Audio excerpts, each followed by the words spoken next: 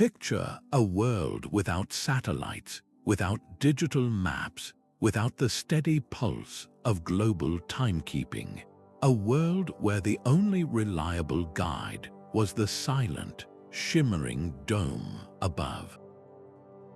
For thousands of years, that's exactly how humanity lived, and not just lived, but thrived. Entire civilizations rose from the dust, shaped their identities, and built magnificent societies guided by nothing more than the sun, the moon, and the wandering stars.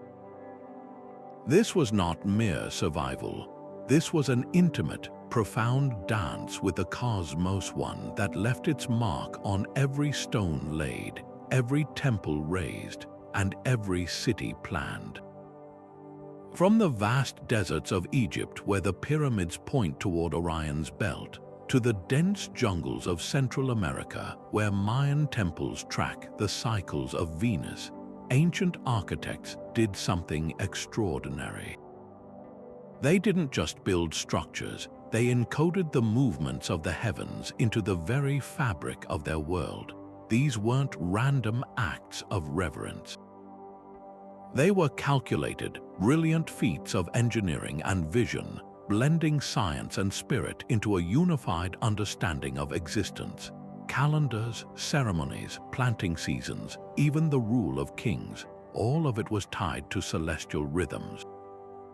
And what's truly astonishing is how much they achieved with so little. No telescopes, no calculators, just patient observation, deep wisdom, and an unshakable belief that the sky held the secrets to life itself. Today, we're going to journey back through time and across the globe to uncover how these master builders used the stars to shape not only their architecture but their entire way of life. We'll explore how celestial knowledge influenced culture, powered religion, and organized daily routines in ways that still leave researchers in awe. This is more than a history lesson. It's an invitation to see the night sky through ancient eyes, to understand why the stars meant so much, and how that cosmic connection helped build the foundations of civilization as we know it. So settle in, look up in your mind's eye, and let's rediscover the forgotten language of the heavens together. Think about the very first humans, not as primitive cavemen, but as the original scientists. They lived in a world of immediate danger and wonder, where survival depended on reading nature's signs, and the most reliable signs of all were written in the sky. Night after night, season after season, they watched. They saw how certain stars would vanish for months only to reappear right before the rains came. They noticed how the moon's shape dictated the tides, pulling at the oceans, and how the sun's path across the horizon would slowly climb higher in the summer and sink lower in the winter. This wasn't just idle stargazing, it was a matter of life and death. Knowing when the days would start getting longer meant knowing when to plant seeds. Predicting the arrival of the rainy season meant knowing when to move herds or prepare for floods. The heavens became their most essential tool, their calendar and their clock. This deep observation naturally fell to the most watchful members of the community, the elders, the shamans, the storytellers. These individuals became the first astronomers, tasked with memorizing complex patterns and passing that knowledge down through oral traditions. They would note the precise spot on the horizon where the sun would rise on the shortest day of the year, or the specific constellation that appeared just as a particular animal began its migration. This knowledge gave them immense power and responsibility. They could tell the community when to gather for a harvest festival, when to conduct a ceremony to appease a weather god, or when it was time to begin a long journey. The sky was their library, and they were its librarians, curating a vast and living database of environmental information that governed every aspect of daily life. What's truly breathtaking is the sheer accuracy they achieved with nothing but their eyes, their memories, and simple markers on the ground. Before a single stone of Stonehenge was raised or the first pyramid was planned, these early observers were already laying the intellectual groundwork. They identified fixed points in the landscape, a distinctive mountain peak, a lone tree, a rock formation, and used them as sightlines to track the sun and moon's movements against the backdrop of the stars. This practice of horizon astronomy was the seed from which all celestial architecture would grow. It was the moment humanity transitioned from passively watching the sky to actively engaging with it, from seeing random sparks of light to recognizing a grand, predictable, and interconnected system. They proved that the desire to understand our universe is one of the most fundamentally human traits we possess. So how exactly did these ancient builders translate the movements of the heavens into stone and mortar? They began with a profound understanding of celestial mechanics, recognizing that the sun, moon, and stars followed predictable paths. The most critical points in these cycles were the solstices and equinoxes, the days marking the sun's extreme northern and southern rises, and the two moments of perfect balance between day and night. An architect would identify a specific, distant landmark on the horizon where the sun would rise or set on these pivotal days. Then, they would carefully orient the entire structure, whether a single doorway or an entire city grid, to frame that celestial event. This required not just astronomical knowledge, but an advanced grasp of geometry and surveying to project these lines across vast distances with remarkable accuracy. The primary purpose of this celestial choreography was to create a permanent, unerring calendar etched into the landscape. In an age before paper calendars or digital reminders, the sun's light itself became the hand on the clock. A shaft of sunlight would pierce a dark inner chamber only on the winter solstice, or a shadow would perfectly edge along a staircase on the spring equinox. These events told the community it was time to plant crops, to harvest, to prepare for the rainy season, or to hold a sacred festival. This transformed the structure into a communal timekeeping device, ensuring the entire society operated in sync with the natural world. The reliability of these astronomical markers provided a sense of order and predictability, which was essential for the survival and prosperity of early agricultural societies. Beyond the practical, these alignments were deeply woven into the spiritual fabric of these cultures. A temple aligned to the rising sun on the equinox wasn't just a building, it was a conduit between the earthly and the divine. It physically demonstrated a connection to the gods, making abstract beliefs tangible and awe-inspiring. This architectural power was often co-opted by rulers and priests to reinforce their own authority. By claiming a unique ability to communicate with the celestial forces, or by positioning their palaces and tombs within these sacred alignments, they presented themselves as the chosen intermediaries, their right to rule endorsed by the cosmos itself. The architecture became a form of propaganda in stone, solidifying social hierarchies under the apparent blessing of the heavens. We must also appreciate the brilliant practicality embedded in these designs. A building oriented to capture the low winter sun would naturally gain warmth, while one designed to block the high summer sun would stay cool. Windows might be positioned to catch cooling breezes or to avoid prevailing winds, all while maintaining their celestial significance. This blend of utility and symbolism reveals a holistic design philosophy that is incredibly sophisticated. It shows that these architects weren't just mystics or astronomers. They were master engineers who understood their local environment intimately and used every tool at their disposal, including the sun and stars, to create structures that were both spiritually significant and perfectly adapted for daily living. Now, let's turn our gaze toward the sands of Egypt, to the most enduring and iconic celestial structures ever built, the pyramids of Giza. These monuments are far more than just colossal tombs. They are a profound physical manifestation of an entire belief system, meticulously engineered to bridge the world of the living with the realm of the divine. The ancient Egyptians saw a direct, unbreakable link between the cycles of the cosmos and the journey of the soul after death. For a pharaoh, the pyramid was not a final resting place but a launching pad, a machine designed to propel his spirit into the heavens to live among the imperishable stars. This wasn't a vague hope, it was a precise science, and the blueprint for this celestial ascent was written in the night sky itself. The most famous of these celestial correlations is the relationship between the three main pyramids at Giza and the three bright stars that form Orion's belt.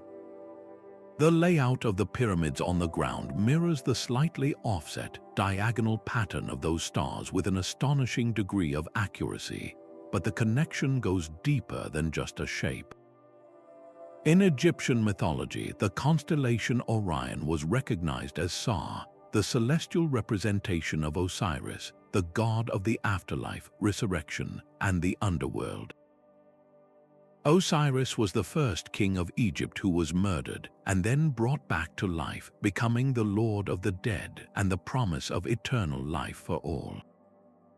By aligning their pharaoh's pyramid with the stars of Osiris, the builders were creating a direct conduit, a permanent homing beacon for the soul to find its way to its godly counterpart. This celestial engineering extends beyond the external layout. Deep within the Great Pyramid, narrow, sloping shafts were built from the king's and queen's chambers, piercing through millions of stone blocks to open to the sky. For a long time, their purpose was a mystery, but we now understand they were precisely targeted astronomical sightlines. One shaft from the king's chamber aimed directly at the center of Orion's belt, the soul of Osiris. Another was aligned with the brightest star in the sky, Sirius, which the Egyptians knew as Sopdet and associated with Isis, the wife of Osiris and the goddess of magic and rebirth. The timing was everything. These stars held specific positions in the sky during the annual cycle and their heliacal rising. Their first appearance just before dawn after a period of invisibility marked the beginning of the Nile's flood season, a time of renewal and fertility. The pyramid's design ensured the pharaoh's soul would be received by these divine forces at the most potent and auspicious moment. The sheer precision involved is what truly boggles the modern mind. How did they achieve such accuracy with what we would consider rudimentary tools? They used simple but brilliantly effective instruments like the Merkit, a narrow plumb bob with a sighting notch that functioned as a transit instrument for tracking star movements, and the Bay, a notched palm rib used for measuring angles. By observing the transit of certain stars across the meridian, they could establish true north with incredible accuracy, which is why the sides of the Great Pyramid are aligned to the cardinal directions with an error of less than 1/15 of a single degree. This was not guesswork. It was a rigorous, repeatable process born from generations of accumulated observation and mathematical understanding. They were applying the principles of spherical astronomy to massive stone construction, a feat that stands as a testament to their intellectual and architectural prowess. Ultimately, the Giza Plateau is a landscape of eternity, a permanent model of the Egyptian cosmos frozen in limestone. The pyramids were more than tombs, they were resurrection machines designed to function for eternity. The pharaoh's body, carefully mummified and placed within, was the earthly anchor. His soul, or his Ak, would travel through the precisely aligned shafts, drawn to the eternal, unchanging stars of Orion and Sirius, where he would become one with Osiris and secure the continued order and stability of Egypt itself. The desert may shift, dynasties may rise and fall, but the stars remain constant. By anchoring their greatest monuments to that unchanging celestial clockwork, the ancient architects sought to grant their kings, and by extension their entire civilization, a share of that immortality. While the Egyptians looked to Orion for promises of an afterlife across the Atlantic, the Maya gazed at a different celestial body with a far more immediate and potent influence on their world, the brilliant planet Venus. In the dense, humid jungles of Central America, Maya civilization thrived as a network of powerful city-states, and their entire conception of time, power, and destiny was intimately tied to the precise, relentless cycles of this wandering star. They didn't just observe Venus, they lived by its schedule, believing its appearances and disappearances were the direct actions of gods shaping human affairs. Their architecture became the physical interface for this relationship, a stone and mortar calendar that translated the complex dance of the planet into the daily rhythm of life, death, and ritual. The most visually stunning example of this is El Castillo, the Grand Pyramid at Chichén Itzá. On the spring and autumn equinoxes, a spectacular play of light and shadow unfolds. The setting sun casts a series of triangular shadows down the northern staircase, which merge with the stone serpent heads at the base to create the undulating body of a massive snake slithering down from the heavens to the earth. This phenomenon represents the descent of Kukulkan, the feathered serpent deity who brought knowledge and culture to the people. It is a breathtaking piece of architectural theater, a public spectacle that reinforced the cosmic authority of the rulers who orchestrated it and demonstrated their divine connection to the celestial order for all to see. It was a moment where myth became visible, a guaranteed annual event that unified the community in shared awe. Yet this solar alignment, for all its drama, was just one part of a far more intricate and sophisticated astronomical system.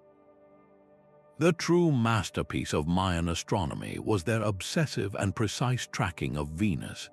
They recognized its 584-day synodic cycle, the time it takes to return to the same position relative to the Sun as seen from Earth, with an accuracy that would not be matched in Europe for centuries.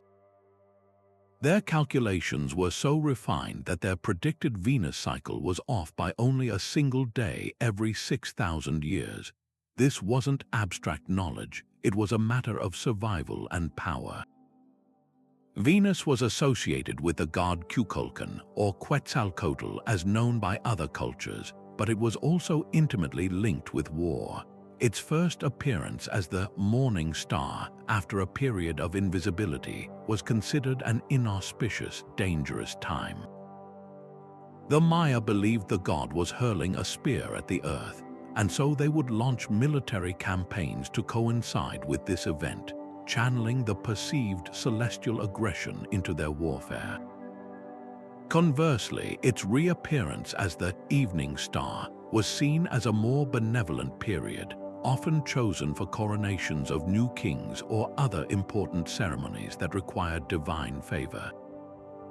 This profound knowledge was meticulously encoded into their long count calendar and documented in sacred texts like the Dresden Codex, which contains detailed Venus tables used for prophecy and scheduling events years in advance. The entire layout of a Mayan city was a physical extension of this cosmic worldview.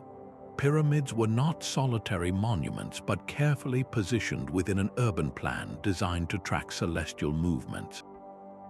Windows in upper temples were aligned to frame the rising of Venus at specific points in its cycle, while sight lines between structures across great distances created precise astronomical markers.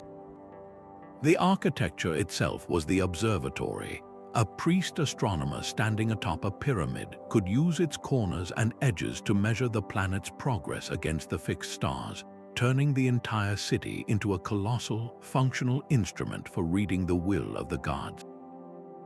This integration of urban planning, architecture, and astronomy created a lived environment where the sacred was inseparable from the scientific, and every citizen moved through a landscape meticulously ordered by the stars.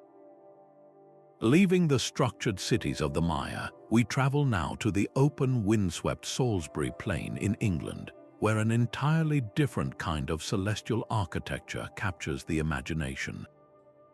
Stonehenge is not a pyramid or a temple, but a ring of towering, rough-hewn megaliths that seems to grow organically from the earth itself. For thousands of years, it has stood as a silent, powerful enigma, its original purpose whispered about but never fully confirmed. We now understand, however, that this was far from a random arrangement of stones. It was a sophisticated Neolithic cosmic calendar, a grand stage set for the most dramatic celestial events of the year, designed to bind a scattered community together under the shared spectacle of the sky. The most famous and undeniable alignment is to the solstices. During the summer solstice, the longest day of the year, if you stand in the center of the stone circle and look northeast through the entrance, you will see the sun rise almost perfectly over the outlying heel stone. This is no accident. The massive sarsen stones that form the outer circle and the iconic trilithons, the two upright stones with one across the top, are arranged to frame this precise event. On the winter solstice, the opposite occurs. The sun sets between the gaps of the tallest trilithons, marking the year's shortest day and the symbolic death and impending rebirth of the sun. For a prehistoric farming society, these were not abstract astronomical concepts. They were the vital heartbeat of the year. The summer solstice signaled the peak of the growing season, a time for gathering and celebration before the slow decline into winter. The winter solstice was a moment of hope, a promise that the light would return and the cycle of life would begin anew. Stonehenge gave them a way to predict these turning points with absolute certainty, allowing them to plan their planting, harvesting, and migrations with confidence. But the genius of Stonehenge likely extends far beyond just solar observations. The site's layout is incredibly complex, built in stages over more than 1,000 years, suggesting its purpose evolved and deepened. Recent research points to a fascinating lunar connection. Every 18.6 years, the moon reaches a standstill, a point where its rising and setting points on the horizon pause and reverse direction. This is a subtle cycle, far less obvious than the sun's annual journey. Astonishingly, the various stations and mounds around Stonehenge, like the Aubrey holes, the ring of 56 pits just inside the bank, appear to be aligned to track this long lunar cycle. Some archaeologists propose that these pits could have been used as a primitive counting system, perhaps by moving stones or posts from one hole to another to predict lunar eclipses. An eclipse, when the moon turns a bloody red, would have been a terrifying and powerful event for people who lived by celestial rhythms.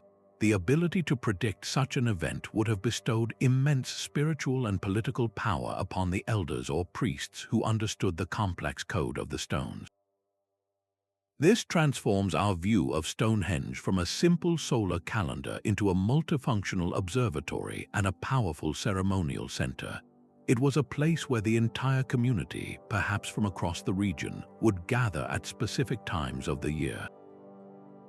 They would witness the undeniable power of the cosmos playing out across the architecture their ancestors had built. The shared experience of watching the sun or moon align with the stones would have forged a powerful collective identity, reinforcing social bonds and a shared worldview. The effort required to build it, transporting multi-ton bluestones from mountains over 150 miles away and precisely shaping the local sarsens, is a testament to its immense importance. This was not a project undertaken lightly. It was the central spiritual and practical engine of their society, a permanent anchor in the landscape that connected their daily lives to the eternal cycles of the cosmos, ensuring both agricultural prosperity and spiritual harmony for generations. While the massive stone circles and pyramids are awe-inspiring in their permanence, the next leap in our story of celestial architecture is something you could hold in your hands. Journey now to modern-day Germany, where in 1999, treasure hunters uncovered an artifact that would fundamentally reshape our understanding of prehistoric European astronomy. Known as the Nebra Sky Disk, this remarkable object is a bronze disk about the size of a large pizza, inlaid with gold symbols that shimmer against a blue-green patina. It wasn't found in a grand tomb or a temple, but buried on a hilltop, a secret waiting for over 3,600 years to be told. This isn't a building aligned to the stars, it is a portable map of the heavens themselves, and it represents a quantum leap in how humanity stored and shared its cosmic knowledge. The imagery on the disk is both beautiful and brilliantly functional. A large gold circle and a crescent shape are widely interpreted as representing the sun and the moon. Scattered around them are 32 smaller gold dots, most of which are believed to be stars, with one specific cluster of 7 unmistakably depicting the Pleiades, a star group significant to agricultural societies across the ancient world. But the most fascinating elements are the 2 golden arcs on opposite edges of the disk. Researchers believe these represent the horizon and mark the specific points between which the sun appears to travel throughout the year.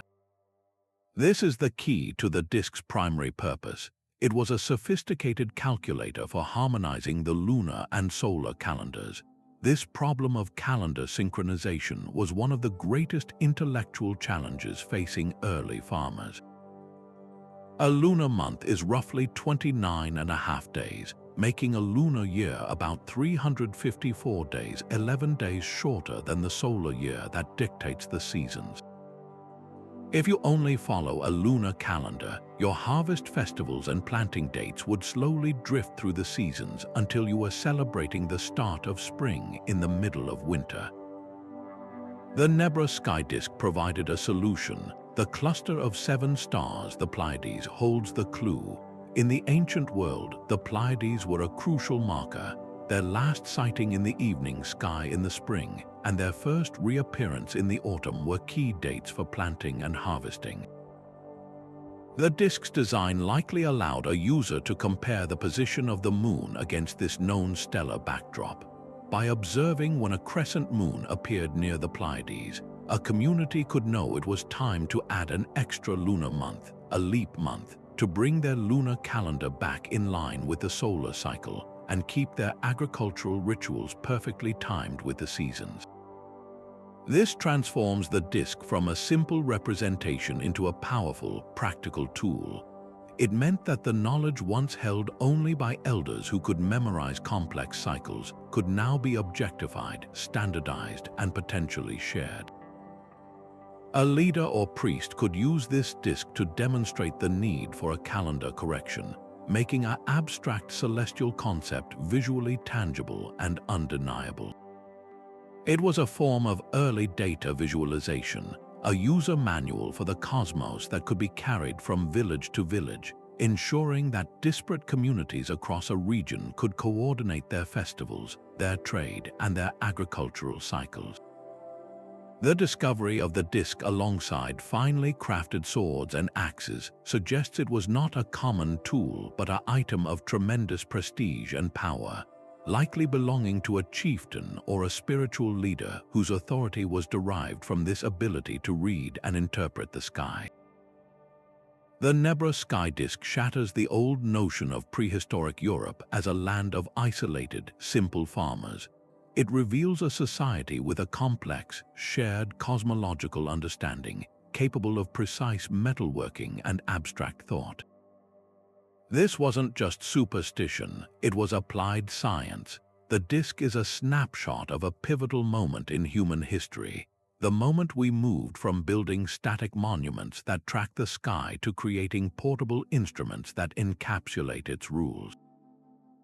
It proves that the drive to understand and harness the rhythms of the universe was a universal human endeavor, connecting the sun worshippers on Salisbury Plain with the stargazers in the German forests, all weaving astronomy into the very fabric of their daily lives. High in the mist-shrouded peaks of the Andes, the Incan Empire faced a challenge that would have defeated lesser civilizations: how to build a vast, organized society in one of the most punishing and unpredictable environments on Earth. Their answer was written in the sky. For the Inca, the celestial realm was not a distant abstraction. It was a living, breathing partner in survival, and nowhere is this partnership more eloquently expressed than in the breathtaking stonework of Machu Picchu. This mountaintop citadel is far more than a royal retreat or a religious sanctuary. It is a masterclass in architectural harmony, where every terrace, temple, and pathway was meticulously choreographed to the movements of the sun, the ultimate life-giver they knew as Inti. The worship of Inti was the very foundation of Incan cosmology and statecraft. The Sapa Inca, the emperor, was believed to be the direct descendant of the sun god, and his right to rule was divinely sanctioned by the heavens. This spiritual political doctrine made the precise observation and veneration of the sun a central duty, and their architecture became the physical manifestation of this duty. At Machu Picchu, this is most spectacularly demonstrated by the Intihuatana, or Hitching post of the sun. This exquisitely carved granite pillar, rising from a pyramidal platform, functioned as a sophisticated astronomical instrument. Its precise angles and facets are aligned with the cardinal directions, and during the solstices, the sun stands directly overhead, casting no shadow at all. This was a moment of profound significance. The Incas performed ceremonies here to literally tether the sun, ensuring it would not continue its journey north and abandon them to eternal winter, but would instead begin its return, bringing with it the promise of warmth and renewed growth. This deep understanding of solar cycles was not merely for grand state rituals. It was the bedrock of daily survival in the high Andes. The Incas were master agriculturalists, cultivating a stunning variety of crops on steep terraces that cascade down the mountainsides. To do this successfully, they needed to know exactly when the frosts would end and the rains would begin. They developed a system of solar observatories using stone towers called sucancas. These were pairs of pillars erected on the horizons near Cusco, the capital. By observing the sun's rising or setting position between these pillars from a fixed, central viewing point, priests and astronomers could pinpoint the exact dates of the solstices and equinoxes. This allowed them to create an incredibly accurate agricultural calendar, signaling the optimal time to plant potatoes, maize, and quinoa at different altitudes. In an environment where a miscalculation of a few weeks could mean famine, this celestial precision was the difference between prosperity and collapse. The very layout of Machu Picchu itself reveals this celestial intelligence. The entire urban plan is divided into distinct sectors, and many important structures feature windows and doorways that are perfectly aligned to capture the sun's rays on specific dates. On the June winter solstice, the shortest day of the year in the southern hemisphere, a shaft of sunlight would pierce a specially designed window in the Temple of the Sun, illuminating a ceremonial stone inside with theatrical precision. This wasn't just a light show, it was a reaffirmation of the cosmic order, a visible sign that the gods were present and the emperor's connection to them remained strong. Even the famous terraces are believed to be oriented not just for erosion control, but to maximize exposure to the sun's warmth, creating microclimates that extended the growing season in the thin mountain air. The genius of the Incan approach lies in its seamless fusion of the sacred and the practical. A sucanca was both a scientific instrument and a sacred shrine. A solstice alignment was both a spiritual ceremony and the official start of the planting season. This holistic world view allowed them to build a resilient and expansive empire by directly linking the well-being of the state to the immutable rhythms of the cosmos. They didn't seek to conquer their harsh environment, but to listen to it, to read its signs written in the stars and the sun, and to build their world in respectful concert with it. Machu Picchu, perched between the earth and the sky, stands as their ultimate testament, a city that didn't just exist in its landscape, but actively communicated with it, using stone and sunlight to build a society in perfect balance with the heavens. From the high Andes, we journey now to the humid plains of Cambodia, where an even grander vision of the cosmos was carved from sandstone and laterite. Angkor Wat is not merely a temple, it is a staggering architectural metaphor, a scale model of the entire Hindu universe brought to life here on Earth. Conceived in the 12th century by King Suryavarman II, this colossal complex was designed as a physical bridge between the world of men and the realm of the gods, a permanent statement of divine order and royal power. Every single element of its design, from its vast moats to the precise angle of its tallest tower, was calculated to reflect a profound cosmological narrative, turning abstract belief into a landscape you could walk through. The symbolism begins the moment you lay eyes on it. To approach the main temple, you must first cross a massive moat, an expanse of water so wide it seems to isolate the sacred structures on an island. This is no mere defensive feature or aesthetic choice. In Hindu cosmology, this represents the primordial sea of milk, the cosmic ocean from which all creation emerged. Crossing this water is a symbolic journey from the mortal world into the realm of the divine. Once across, you encounter the towering central complex with its 5 distinctive lotus bud towers. The largest central tower represents Mount Meru, the sacred axis of the universe and the dwelling place of the gods. The 4 smaller towers surrounding it symbolize the mountain's lesser peaks. The concentric galleries and walls that radiate outward from this center represent the mountain ranges that, in myth, surround Mount Meru, and the entire layout is a precise mirror of the celestial order as described in ancient Hindu texts. You are not just visiting a temple, you are walking through a map of existence itself. This cosmic symbolism is brought to life each year in a breathtaking celestial event. The entire temple is meticulously aligned along a west-east axis, a somewhat unusual orientation for a temple dedicated to Vishnu, which typically face west. This specific alignment was chosen for a spectacular reason. During the spring equinox, an observer standing at the western entrance can witness the sun rising in perfect alignment directly over the apex of the central tower. From that vantage point, it appears as if the sun itself is crowning the holy mountain, a dramatic and undeniable fusion of the celestial and the architectural. This phenomenon would have been the climax of a major ceremonial calendar, a moment that validated the entire spiritual and political order.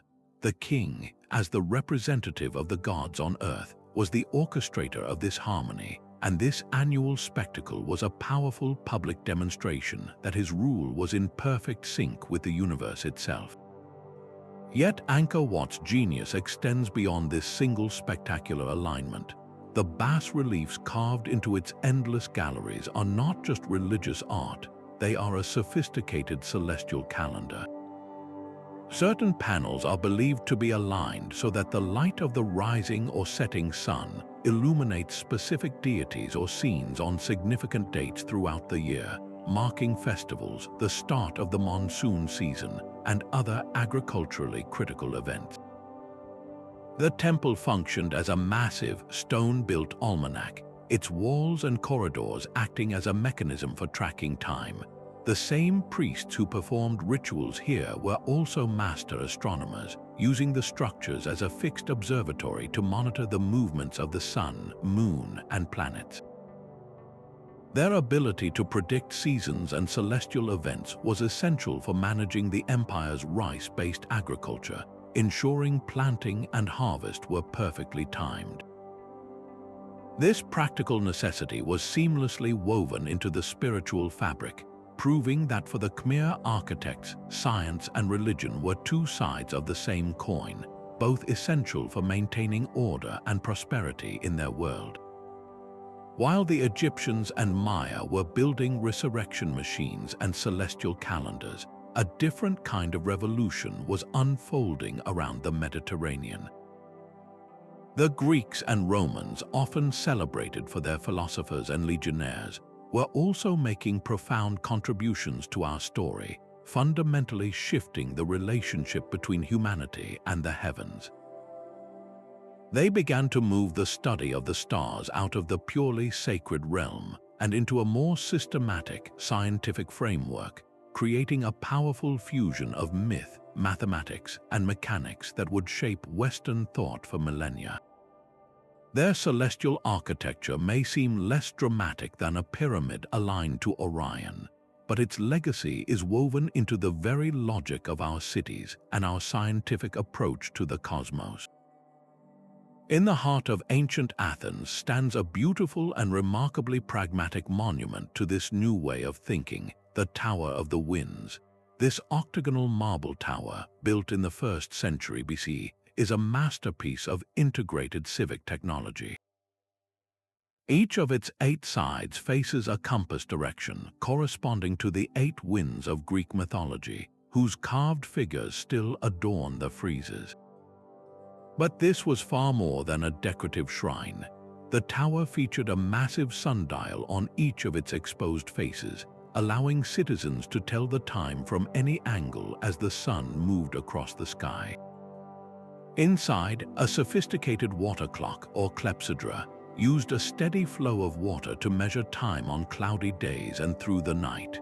And crowning it all was a bronze triton that served as a weather vane, pointing towards the prevailing wind.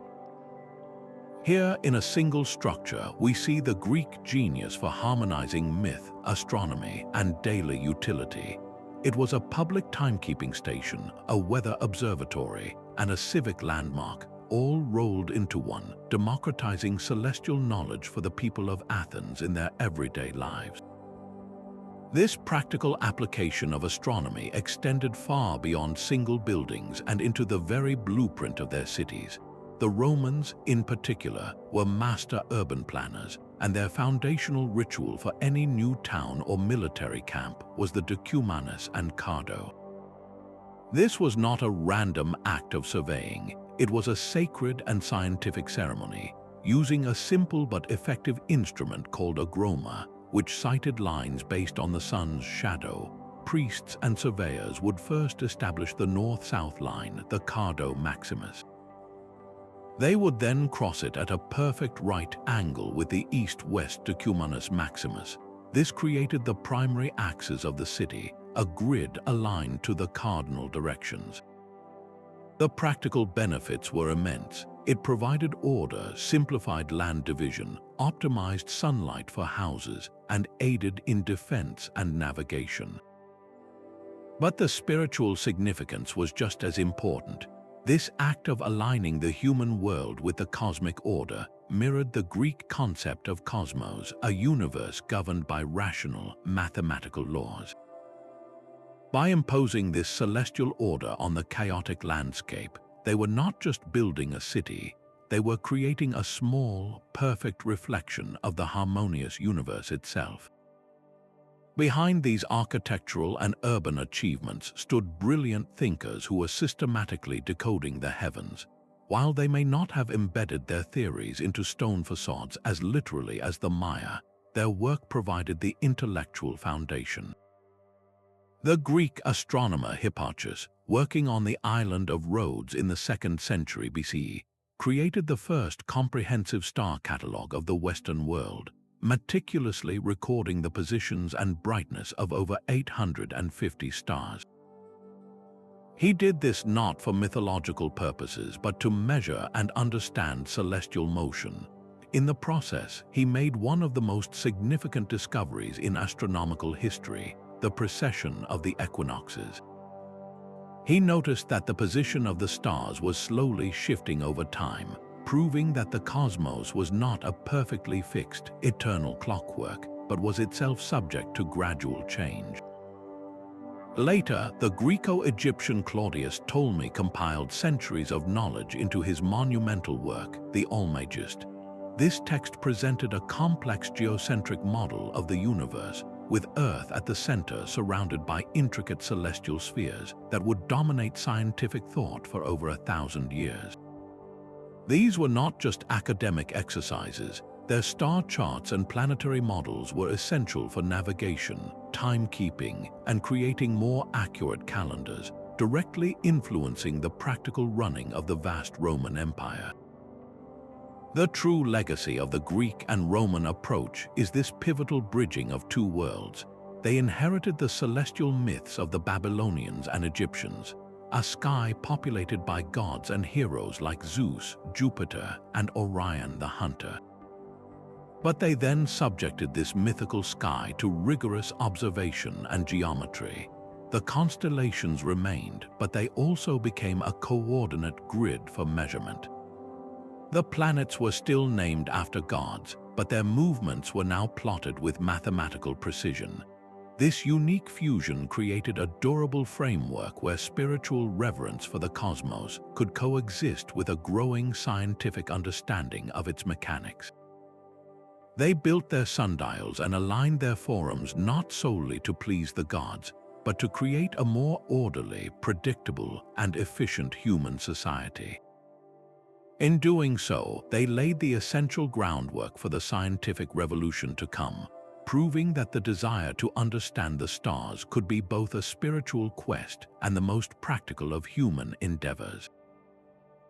While the Romans looked to the Forum and the Greeks to the Agora for civic order, a new intellectual powerhouse was emerging that would carry the torch of celestial knowledge to unprecedented heights. The Islamic Golden Age, spanning from the 8th to the 14th centuries, transformed astronomy from a collection of inherited ideas into a rigorous, systematic science. This was an era of breathtaking innovation, where scholars in bustling cities from Baghdad to Cordoba didn't just preserve the knowledge of the Greeks, Persians, and Indians. They refined it, challenged it, and expanded it with a precision and fervor that would lay the groundwork for the entire scientific revolution. And at the heart of this intellectual explosion was a beautiful synergy between faith and reason, where the devout act of prayer itself demanded the most advanced astronomical understanding of the age. The most visible and enduring symbol of this synthesis is found in the very architecture of the mosque. For every Muslim, the sacred duty of prayer requires facing the Qibla, the direction of the Kaaba in Mecca. But how do you determine that exact direction from 1,000 miles away, across trackless deserts and unfamiliar seas? This was not a matter of simple guesswork. It was a complex problem of spherical trigonometry and observational astronomy. Scholars like the 9th century mathematician Al-Khwarizmi developed sophisticated mathematical tables and formulas to calculate the Qibla from any given location on Earth. This knowledge was then translated into stone and mortar. The mihrab, the beautifully decorated niche in every mosque wall, is the focal point of prayer, and its alignment had to be exact. Architects and astronomers worked hand in hand, using tools like the astrolabe to take precise stellar readings, often aligning the entire building using the pole star or the sun's azimuth at specific times. A mosque was not truly complete until its celestial orientation was mathematically verified, making each one a permanent monument to both divine devotion and scientific precision. This drive for accuracy fueled an explosion in instrument design and the creation of dedicated spaces for scientific discovery. The astrolabe, an intricate handheld device that functioned as a portable model of the universe, was perfected during this period. It could tell the time from the sun or stars, calculate latitudes, and even determine prayer times with remarkable accuracy. But the most ambitious projects were the great observatories, state-funded centers of learning that dwarfed anything seen before. The Marrakech Observatory in 13th century Persia, under the patronage of the Ilkhanid ruler Hulagu Khan, was a veritable scientific city on a hill. Its architecture was its greatest instrument. It featured a massive mural quadrant, a giant arc engraved into a meridian wall that allowed astronomers to track the altitude of stars with incredible precision. Its most famous director, Nasir al-Din al-Tusi, developed groundbreaking mathematical models here that resolved lingering problems in planetary motion, ideas that would later influence Copernicus himself. A century later, the Ulugh Beg Observatory in Samarkand boasted a colossal sextant, a 3-story high arc housed in a subterranean trench to protect it from the wind and thermal expansion, allowing for observations of unparalleled accuracy. These were not lonely outposts, they were international hubs where scholars of different faiths and cultures collaborated, compiling star catalogues and planetary tables of stunning detail that would be used by navigators and scientists for centuries. The impact of these astronomical advancements rippled far beyond the mosque and the observatory, permeating every facet of daily life in the Islamic world. The same calculations that found Mecca also guided the caravans across the Silk Road. Navigators used refined star charts and improved versions of the camel, a simple but effective navigation tool for measuring latitude, to traverse the Indian Ocean, connecting a vast trading network from East Africa to Indonesia. In agriculture, highly accurate lunar calendars determined the optimal planting and harvesting times for crops in diverse climates, from the wheat fields of Syria to the date palms of North Africa. And for the entire population, the precise determination of the 5 daily prayer times, the dates of Ramadan, and other religious events created a shared temporal rhythm, a communal schedule dictated by the cosmos. This was the true genius of the Islamic Golden Age. It refused to compartmentalize knowledge. Astronomy was not a separate, abstract pursuit. It was an essential tool for fulfilling religious obligations, facilitating commerce, ensuring food security, and organizing society. It demonstrated that a deep curiosity about the workings of the natural universe was not only compatible with faith, but was, in fact, a profound way to honor the divine order of all creation. Meanwhile, on the other side of the world, an entirely different celestial bureaucracy was at work, one where the sky itself was a mirror of the imperial court. In ancient China, astronomy was not just a science or a spiritual pursuit, it was a matter of state security. The Chinese court astronomer held one of the most critical and perilous positions in the empire. His duty was to meticulously observe the heavens, recording every celestial event, from the predictable paths of planets to the terrifying suddenness of a comet or a supernova, which they called a guest star. These events were not seen as neutral scientific phenomena. They were direct messages from heaven, omens that reflected the virtue, or lack thereof, of the emperor himself.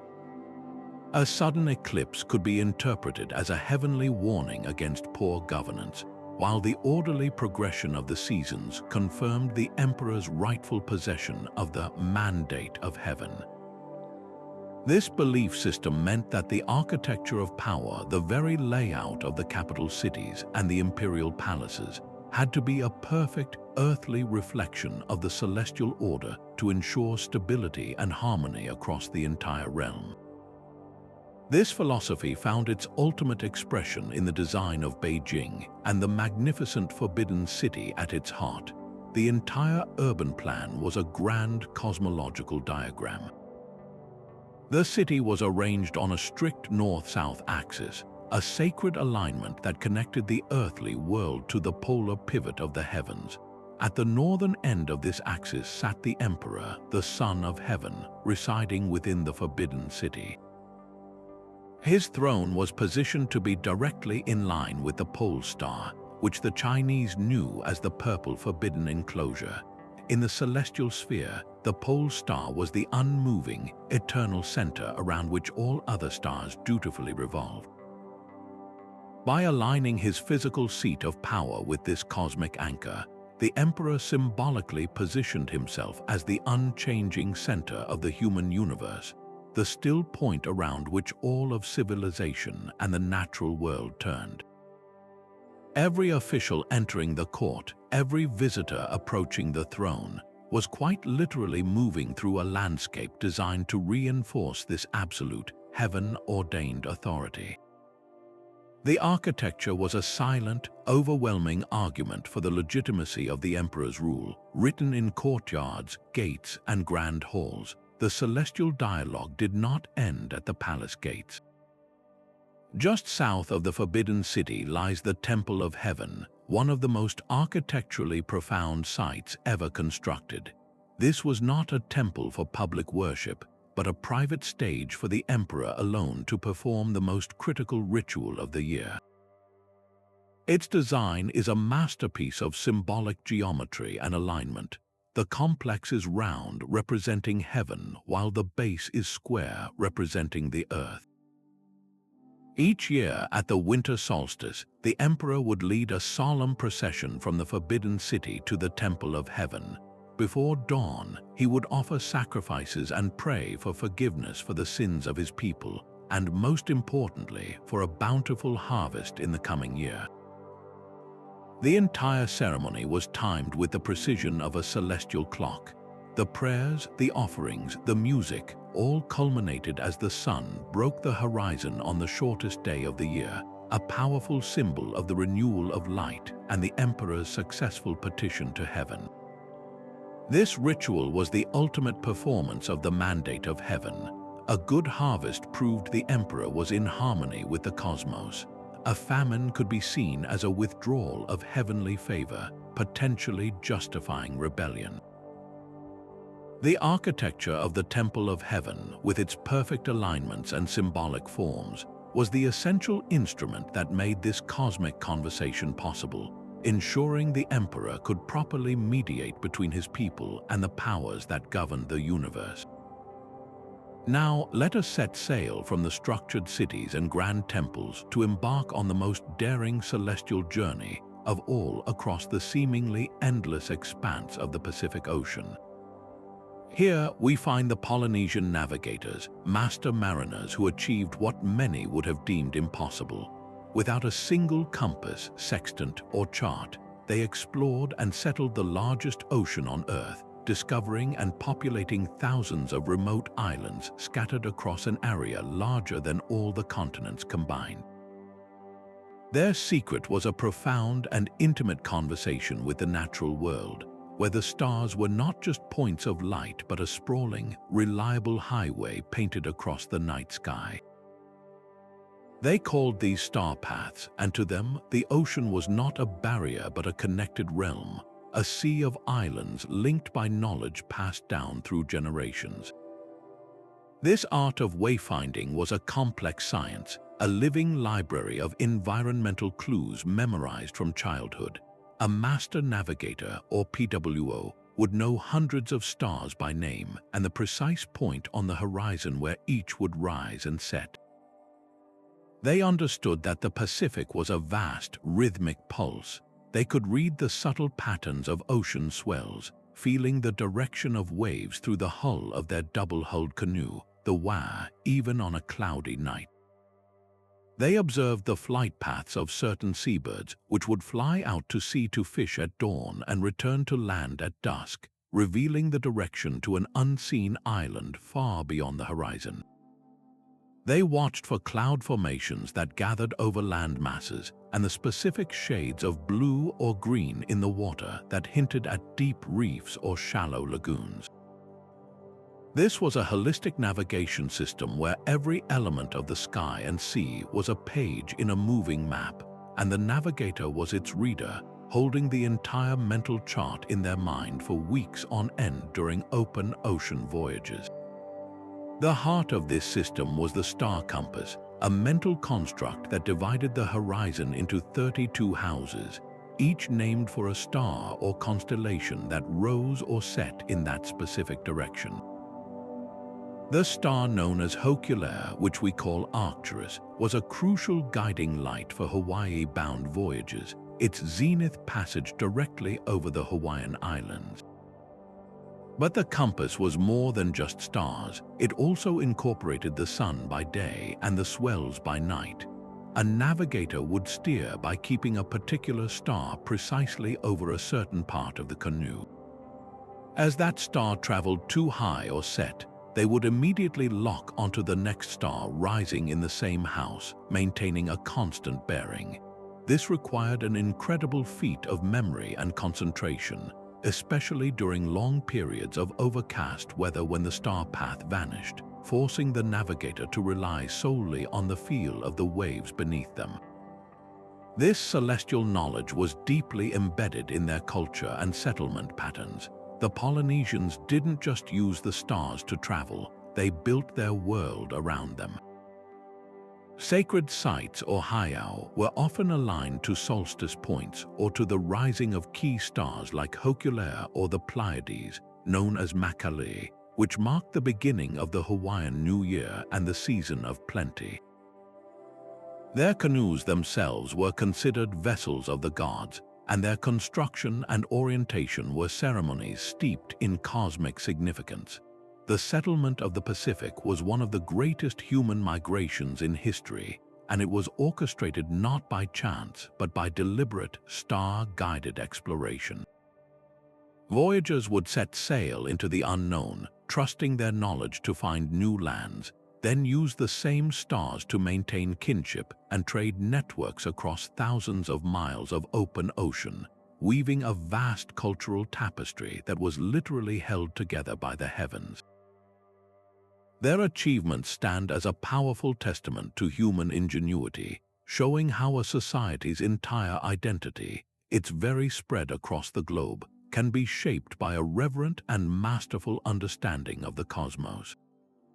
While the Polynesians were navigating vast oceans across the continent in the arid deserts of the American Southwest, another culture was building a different kind of celestial map, one carved directly into the stone of towering canyon walls.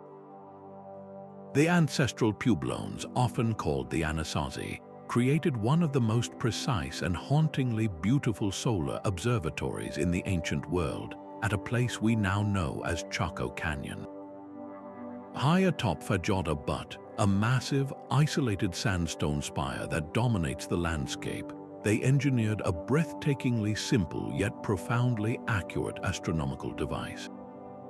They carefully placed 3 large stone slabs against a cliff face, positioning them so that narrow slits were created between the rock and the wall. Behind these slabs, they pecked a spiral petroglyph into the rock itself. For most of the year, this arrangement would cast shifting, dagger-like shadows across the spiral. But on the summer solstice, a single, brilliant shaft of sunlight would pierce through the precise gap between the slabs and bisect the center of the spiral with a sharp, clean line of light. On the winter solstice, 2 perfect daggers of light would bracket the spiral on either side, and during the equinoxes, a smaller, distinct shadow would perfectly dissect the larger pattern. This was not art for art's sake. It was a colossal, immovable calendar etched into the living rock, a public timepiece that marked the critical turning points of the year with unerring certainty. The significance of the sun dagger extends far beyond its function as a solar marker. Chaco Canyon was the undisputed cultural and ceremonial center for a vast region, connected to outlying communities by an extensive network of perfectly straight roads that still mystify archaeologists today. The canyon itself is a complex of great houses, massive, multi-storied structures built with astronomical precision.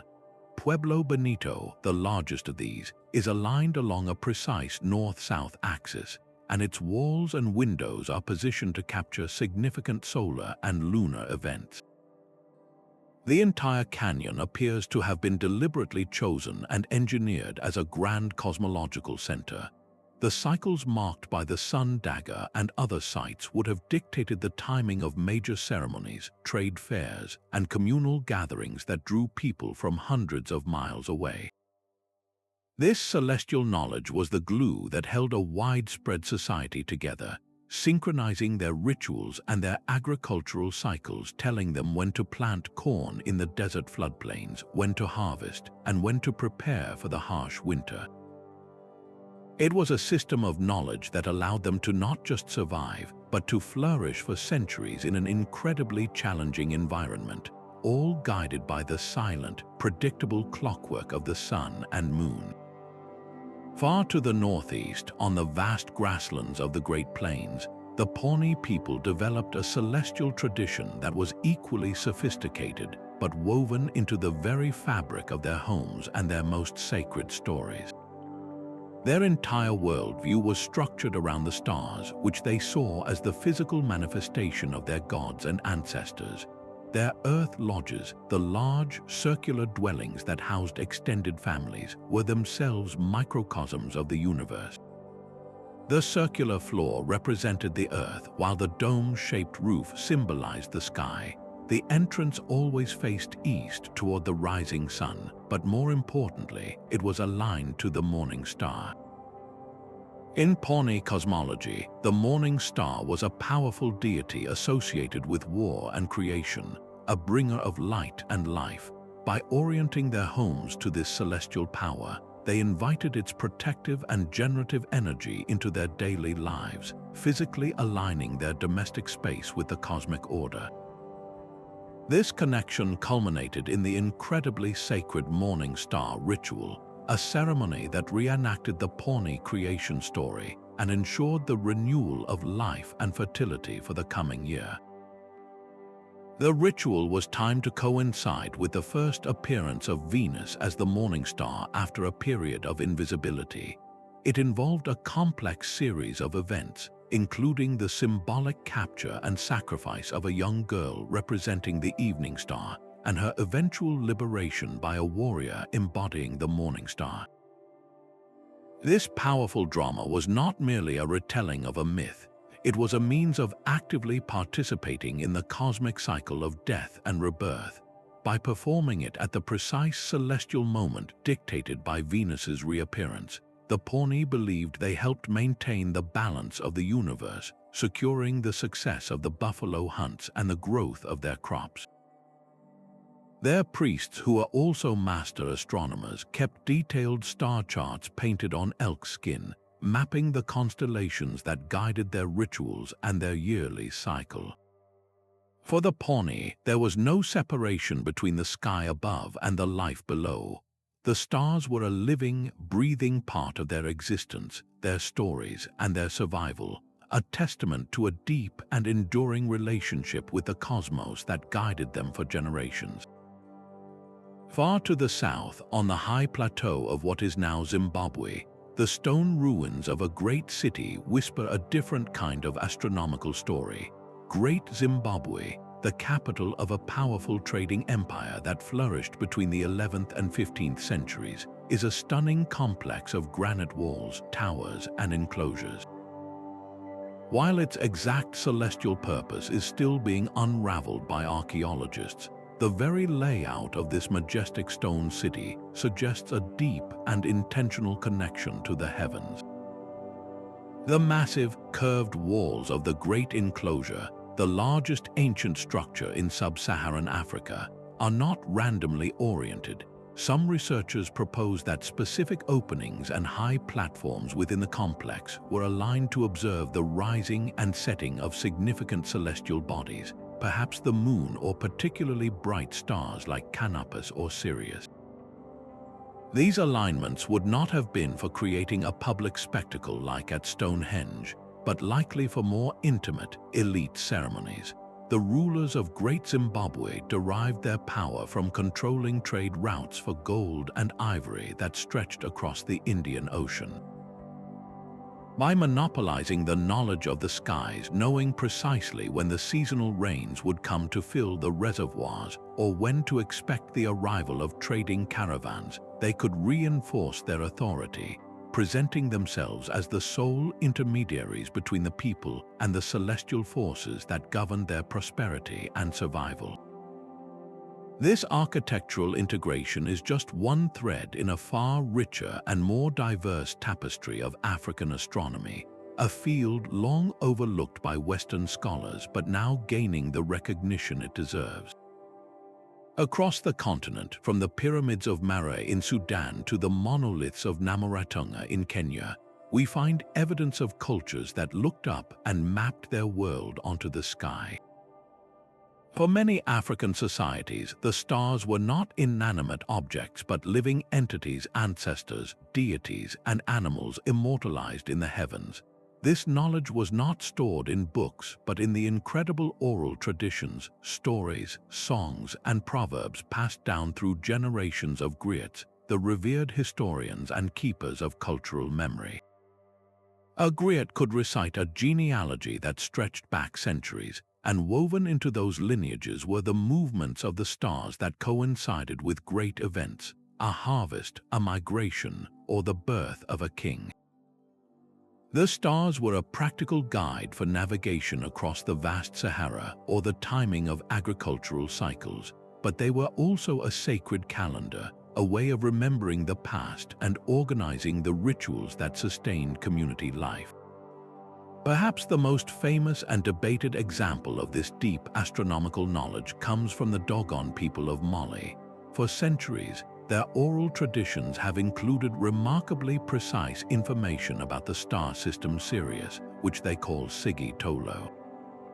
They knew it was not a single star but a binary system, long before Western telescopes confirmed the existence of its dense, white dwarf companion, Sirius B, which the Dogon call Po Tolo.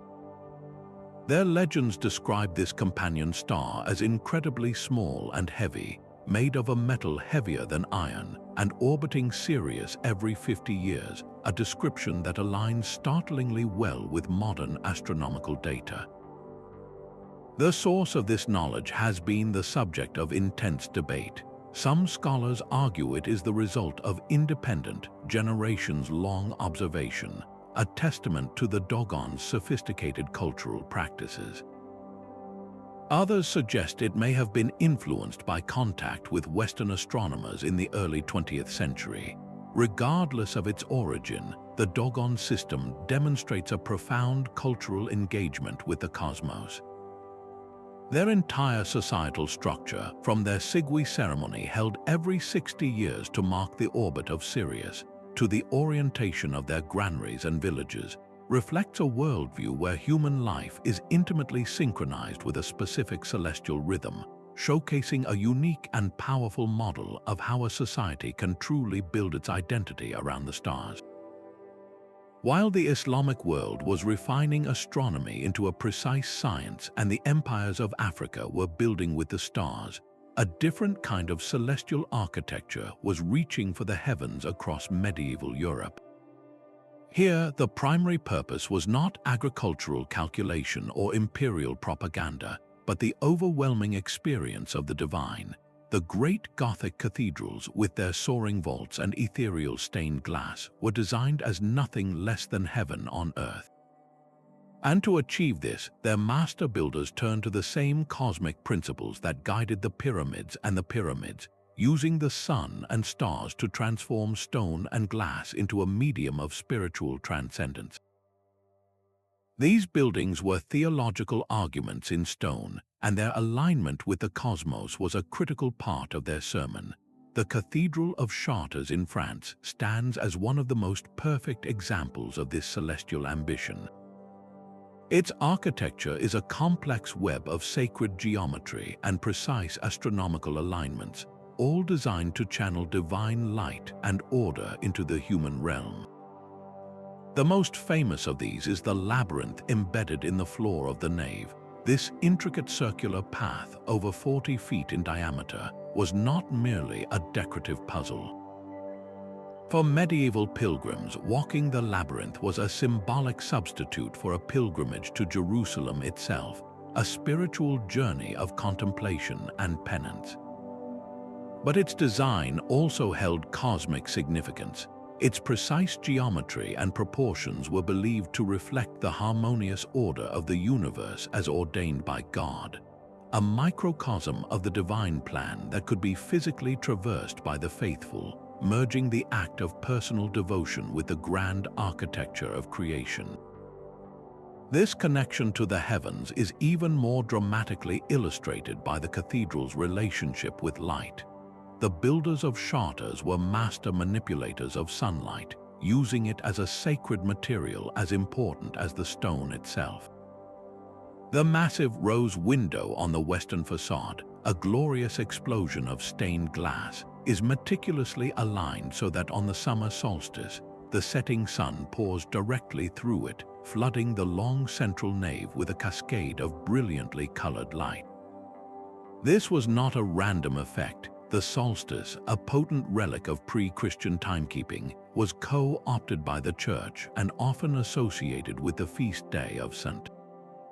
John the Baptist. The dramatic infusion of light on this specific day would have been experienced as a direct manifestation of God's grace, a heavenly sign that sanctified the entire space and confirmed the Church's role as the sole mediator of such divine wonders. It was a piece of celestial theater designed to inspire awe and reinforce faith in every witness. Beyond these spectacular annual events, the entire layout of a Gothic cathedral was a spiritual map oriented to the cosmos. Unlike the Roman Cardo and Decumanus, which aligned to the cardinal directions for practical order, the medieval cathedral was almost universally built on an east-west axis. The altar was placed in the east so that the priest and congregation faced the direction of the rising sun, a powerful symbol of Christ's resurrection and the promised second coming.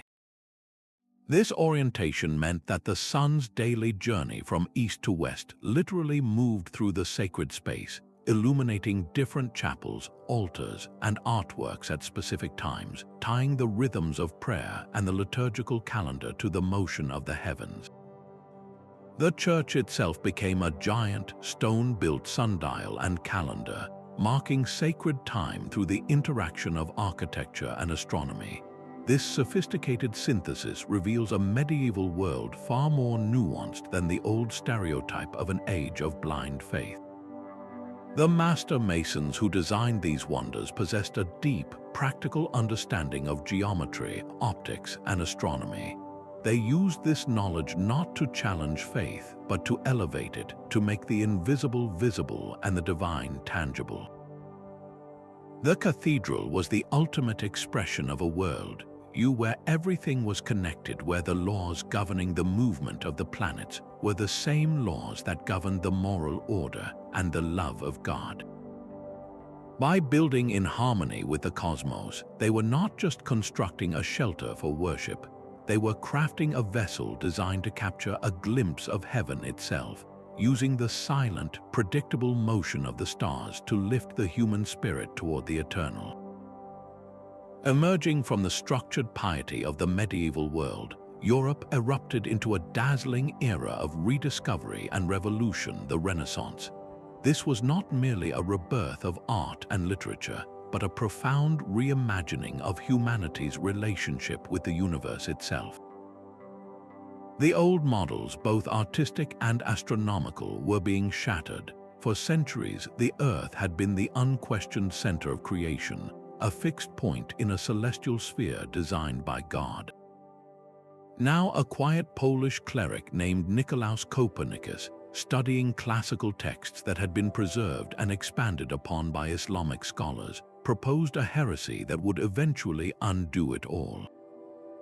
In his monumental work on the revolutions of the celestial spheres, he placed the sun at the center, making Earth just another planet in motion.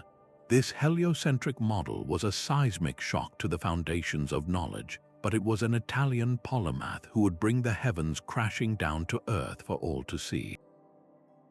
Galileo Galilei, pointing his newly refined telescope at the night sky, saw mountains on the moon, moons orbiting Jupiter, and a Milky Way composed of countless individual stars.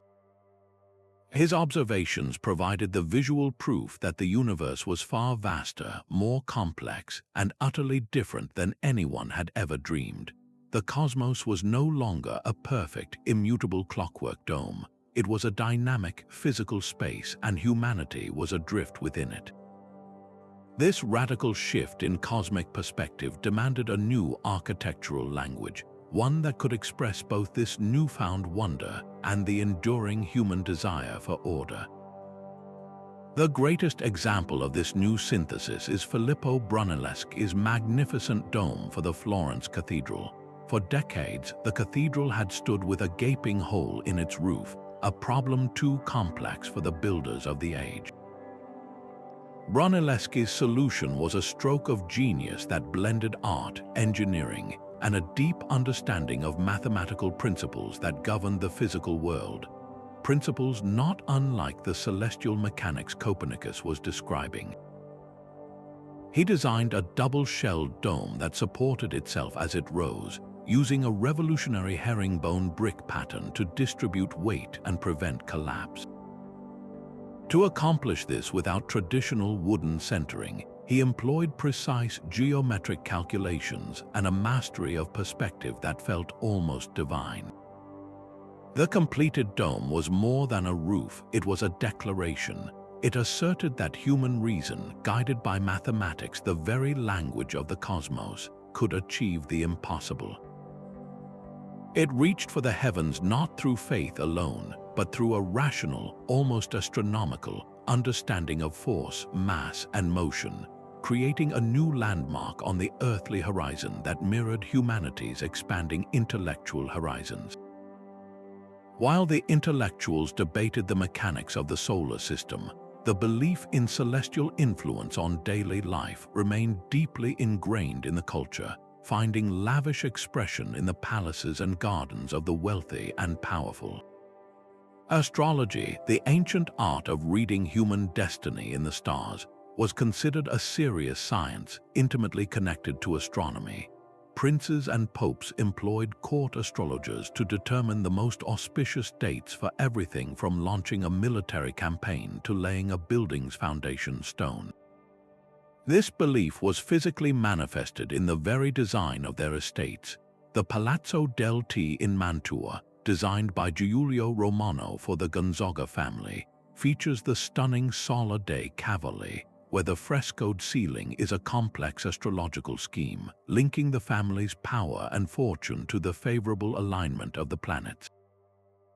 In the gardens of the Villa Farnese at Caparola, intricate hydraulic marvels and sculpted pathways were often arranged to symbolize the signs of the zodiac or the planetary spheres, creating a landscaped representation of the universe where the patron could literally walk through a model of the cosmos he believed governed his fate.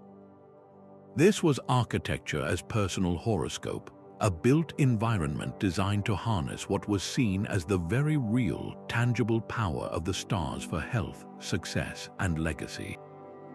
The Renaissance thus stands as a fascinating and contradictory bridge in our story.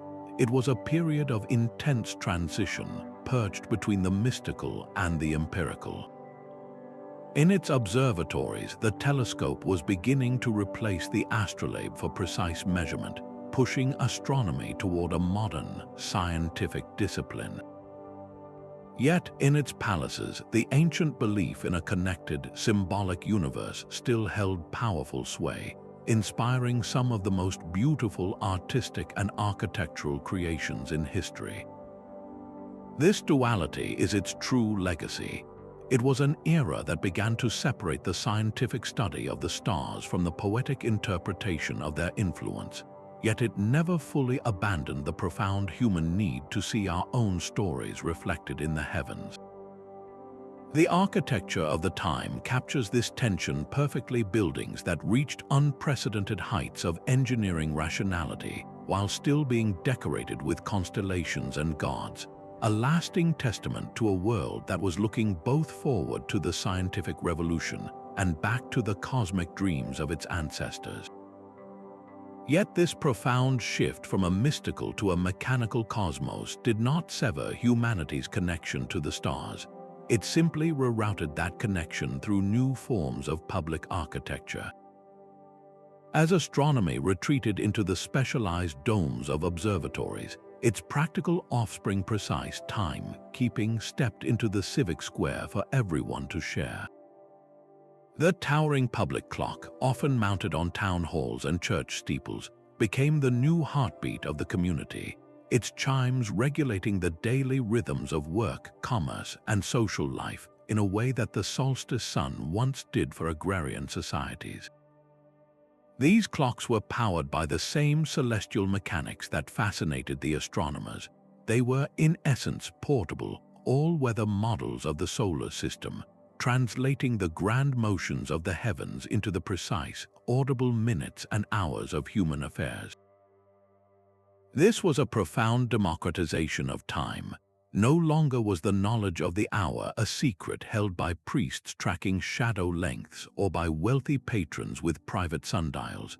It was broadcast to all, creating a shared, secular schedule that synchronized the bustling life of the modern city.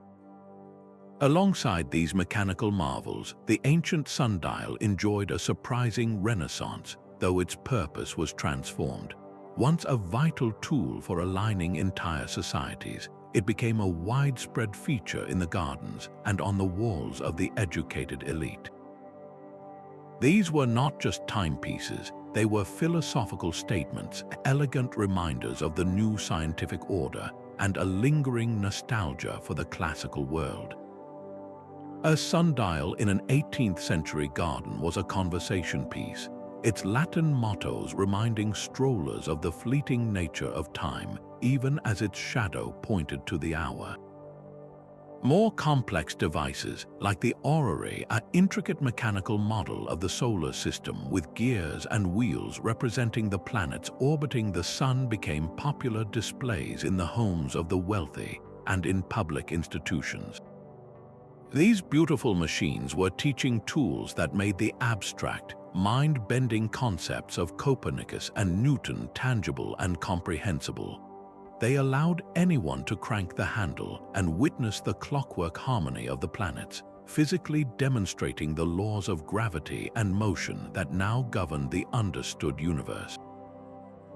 This was celestial architecture in miniature, bringing the awe of the cosmos down to a human scale and making the mechanics of the heavens a source of parlor entertainment and public education. And while the explicit celestial purpose had faded, the aesthetic and political power of cosmic order never truly left the architect's blueprint.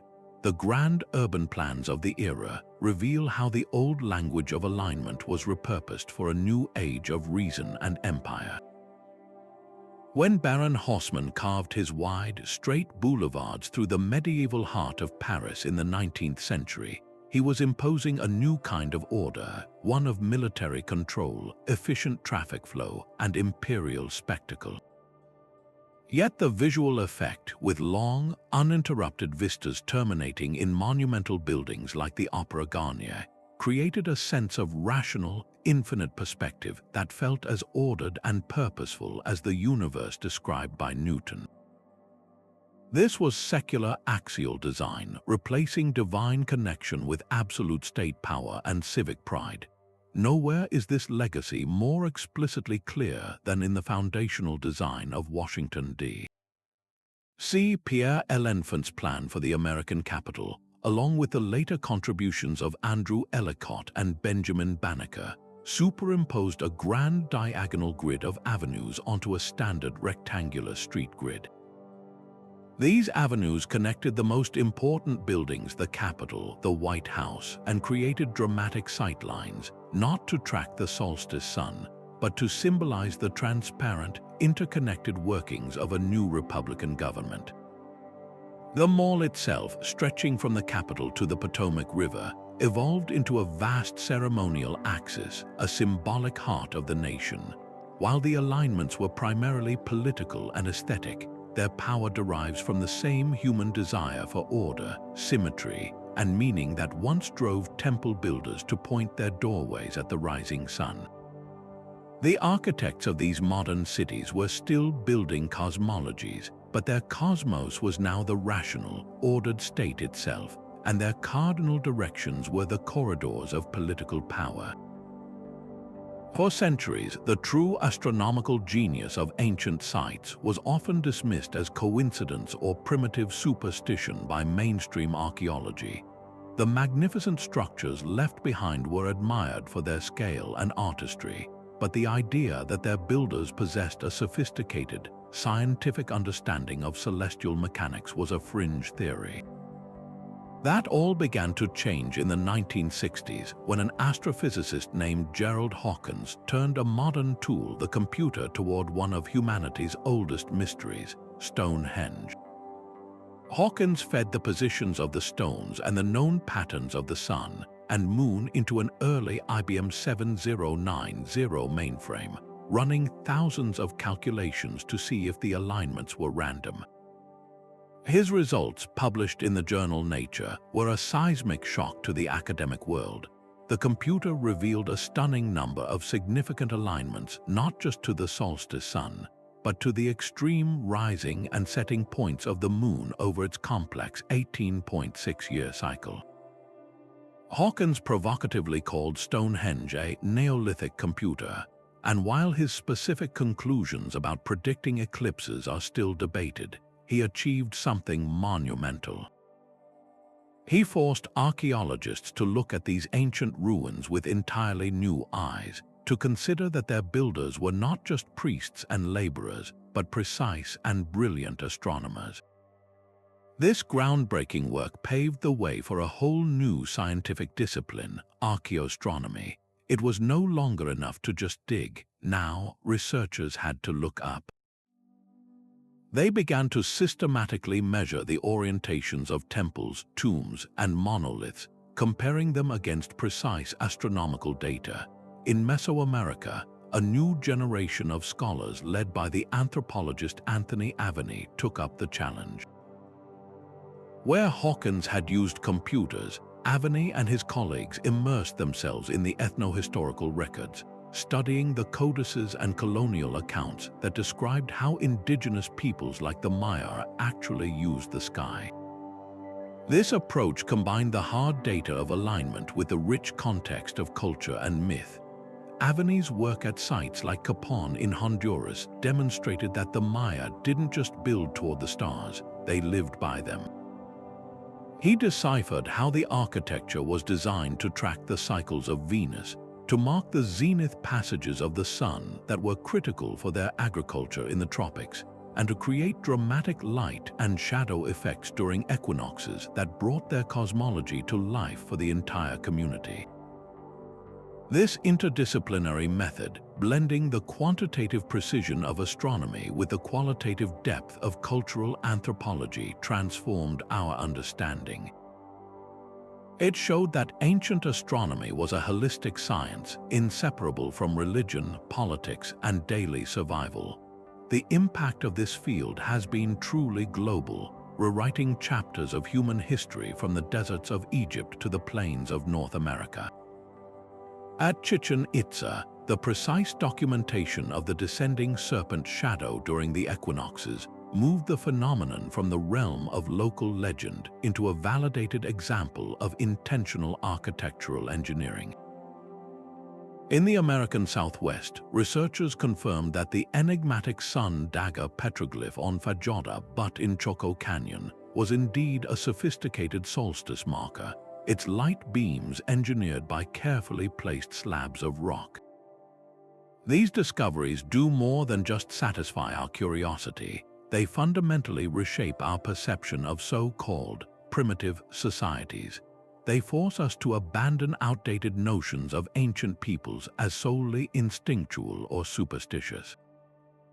The consistent, repeated patterns found at sites across continents and millennia prove a deliberate and sustained effort of observation, recording, and complex engineering. These cultures achieved a staggering accuracy in tracking celestial cycles, all through patient, generations-long observation with the naked eye and simple sighting tools. Their work was a rigorous science built on a foundation of meticulous data collection and a deep, empirical understanding of the patterns that govern our universe. Today, archaeoastronomy is more vital than ever, moving beyond pure academia to play a crucial role in cultural preservation and public engagement. As modern development encroaches on ancient sites, understanding their celestial alignments helps argue for their protection. You cannot appreciate the true significance of a temple if you only see it as a collection of stones on the ground. You must also preserve its visual connection to the horizon and the sky from which it draws its meaning. This knowledge also empowers indigenous communities, providing scientific validation for oral traditions and cultural practices that were once dismissed by outsiders. Furthermore, it has ignited a popular movement known as stellar tourism, where thousands of people gather at places like Stonehenge and Chichen Itza to witness these ancient celestial spectacles for themselves. This shared experience creates a powerful, tangible link between modern individuals and their ancient ancestors, all looking up at the same sun, moon, and stars. It fosters a profound appreciation for the universal human drive to find our place in the cosmos, reminding us that the night sky was humanity's first classroom, and its lessons in observation, patience, and wonder are as relevant today as they were 4,000 years ago. This profound legacy of building with the stars is not confined to history books. It is woven into the very fabric of our modern world, operating silently in the background of our daily lives. Every time you glance at your calendar to schedule a meeting, you are tapping into a system of timekeeping that was refined over millennia by ancient astronomers observing the sun and moon. Our Gregorian calendar, with its 12 months and leap year correction, is a direct descendant of the Roman calendar, which itself was an attempt to reconcile the solar year with lunar cycles, a problem that the builders of the Nebra Sky Disk were solving with bronze and gold over 3,000 years ago. The 7-day week finds its origins in the 7 celestial bodies visible to the naked eye: the Sun, the Moon, Mars, Mercury, Jupiter, Venus, and Saturn, each given a day by ancient Babylonians. Even our division of the day into 24 hours comes from the ancient Egyptians, who used star clocks to mark the passage of the night. These are not mere historical curiosities. They are the living architecture of our shared existence, a testament to the enduring human need to structure our lives by the rhythms of the cosmos. The echoes grow louder when we look to the skies above us, not with stone circles but with satellites. The global positioning system that guides your car, your delivery, and even your smartphone is a technological marvel, but it is fundamentally built upon an ancient principle: triangulating your position using fixed points in the sky. For the Polynesian navigators, those fixed points were the rising and setting stars of their mental compass. For GPS, they are a constellation of man-made satellites, each broadcasting a precisely timed signal. But that crucial element, precise time, is itself a celestial gift. To account for the subtle effects of relativity and ensure pinpoint accuracy, GPS satellites must be synchronized with atomic clocks on Earth that are, in turn, calibrated against the incredibly stable rotation of distant pulsars, the spinning corpses of dead stars. In a breathtakingly beautiful loop, our most advanced navigation technology still ultimately relies on the heavens to keep its bearings, completing a circle that began with the first human who used the North Star to find their way home. Perhaps the most vital lesson we are relearning from these ancient architects is one of holistic integration, of building with our environment rather than simply on top of it. The modern sustainable architecture movement, with its emphasis on passive solar design, is a direct philosophical heir to the builders of Machu Picchu and the Anasazi. Today's architects are once again orienting buildings to maximize winter sun for natural heating and employ shading to minimize summer heat, just as the Incas did with their carefully placed windows and terraces. The entire concept of the eco-city, designed to function as a self-sustaining ecosystem, mirrors the Mayas' view of their cities as integral parts of a living, cosmic order. We are beginning to understand that true sustainability isn't just about adding solar panels.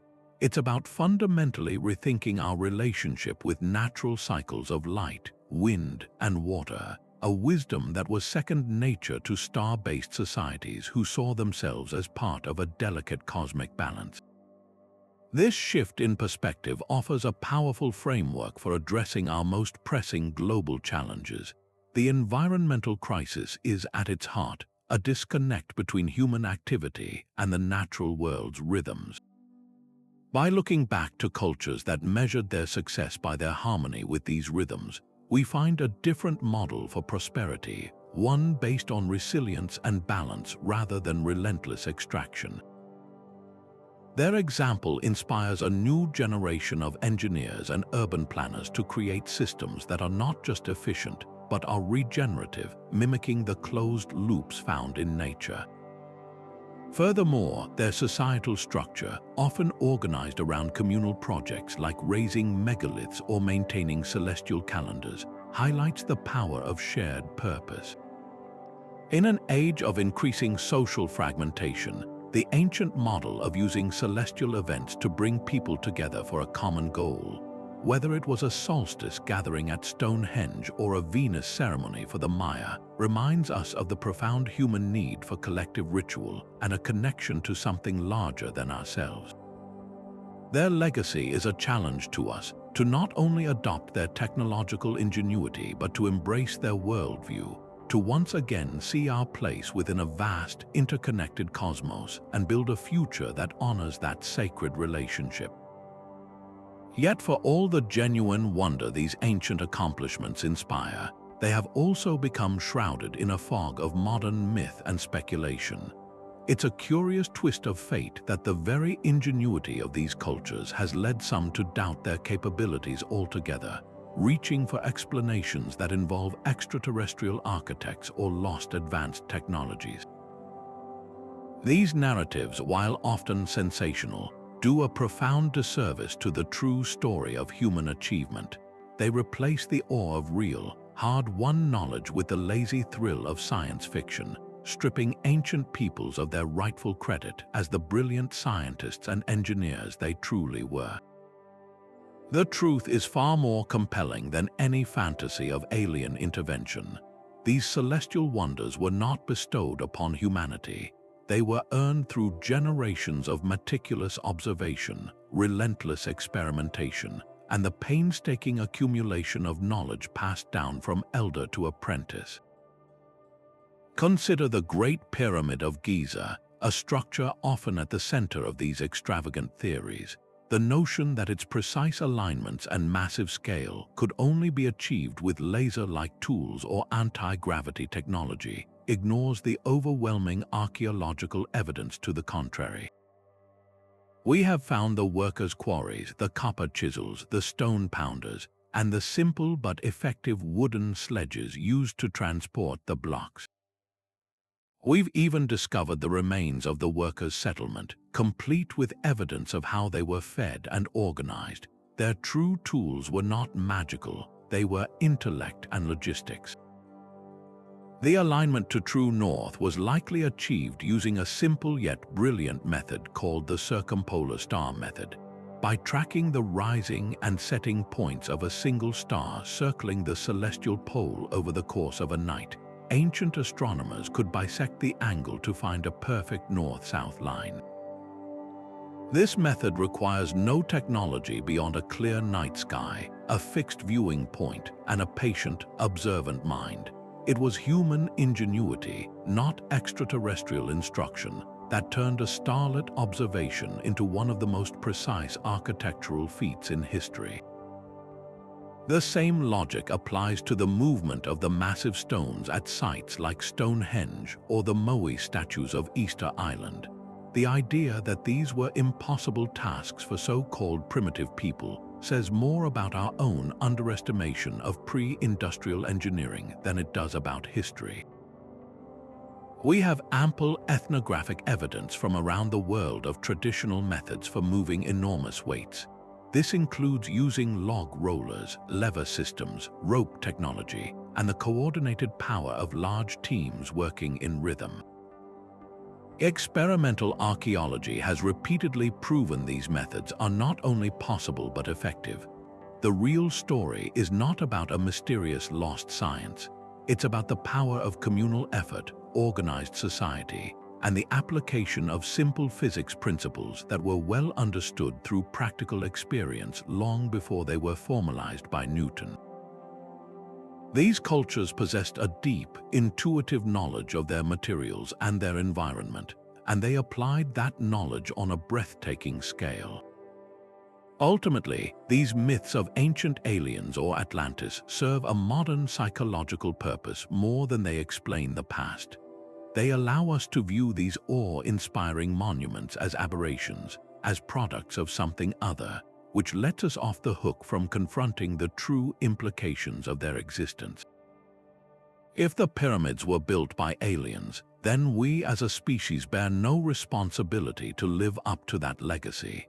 But if they were built by people with the same cognitive abilities we possess today, then their achievements become a direct challenge to our own potential. It means that human curiosity, collaboration, and perseverance are forces powerful enough to reshape the world and decode the universe. Debunking these myths is not an act of taking away wonder. It is an act of returning agency and dignity to our ancestors. It allows us to see their work for what it truly was, a monumental testament to the incredible things humanity can achieve when we carefully observe the world around us and work together toward a common celestial goal. Their true legacy is the proof that we have always had the capacity for greatness, written not in the stars, but in our unwavering determination to understand them. It's a humbling exercise to place the polished bronze of an ancient astrolabe next to the sleek carbon composite of the James Webb Space Telescope. On the surface, they couldn't be more different. One is a handheld artifact of intricate gears and finely engraved coordinates, a masterpiece of medieval metalwork. The other is a billion-dollar, orbiting observatory capable of seeing the first glimmers of light from the dawn of time. And yet, if you could ask an ancient astronomer from the Islamic Golden Age to explain the purpose of the Webb telescope, they would understand it immediately. Both are tools designed to answer the exact same fundamental questions. Where are we? When are we? And what is our place in all of this? The technologies have transformed beyond recognition, but the human impulse behind them, that deep, restless curiosity, has remained utterly unchanged for thousands of years. Consider the core function of observation. A Mayan priest astronomer standing atop El Castillo at Chichen Itza would use the edges of the stone steps and the corners of the temple to precisely frame the rising of Venus against the backdrop of the fixed stars. Their entire city was the instrument, a fixed platform from which they could measure the predictable yet mysterious movements of the gods. Fast forward to today, and the principle is identical, only the scale has expanded to a cosmic degree. The Hubble Space Telescope and now the Webb are essentially our modern orbital stone circles. Instead of using a fixed point on Earth, we use a stable point in space, 100,000 miles beyond the Moon, to get an unobstructed, steady view.